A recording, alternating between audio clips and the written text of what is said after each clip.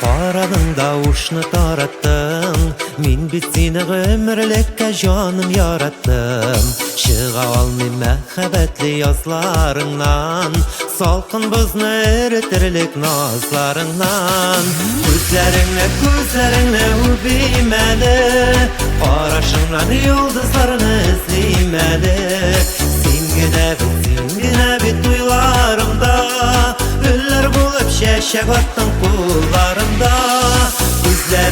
Gözlerinle übimeli, qaraşınla yıldızlarını izlemeli.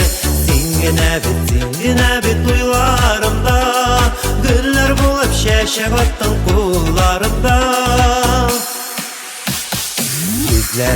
Gözlerinde senin şağılam, yumşaklığına jinler bulup sina qağılam. Seni bir güne gün görmezsem de, özlüp seni sağınam üzmezsem de. Gözlerinle übimeli, qaraşınla yıldızlarını izlemeli. Singine bit duylarımda, güller bulup şeşek attın kullarımda. Gözlerinle übimeli, qaraşınla yıldızlarını izlemeli. Singine bit duylarımda, güller bulup şeşek attın kullarımda.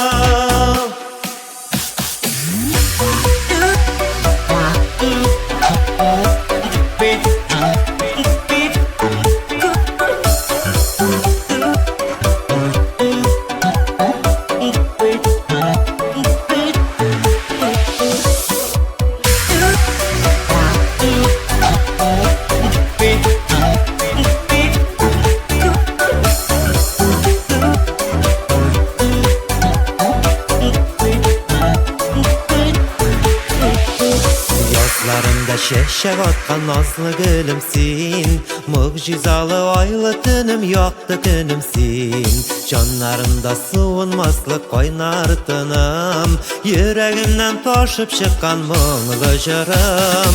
Gözlerinle übimeli, qaraşınla yıldızlarını izlemeli. Singine bit duylarımda, güller bulup şeşek attın kullarımda. Gözlerinle übimeli, qaraşınla yıldızlarını izlemeli. Singine bit duylarımda, güller bulup şeşek attın kullarımda. Singine bit duylarımda, güller bulup şeşek attın kullarımda.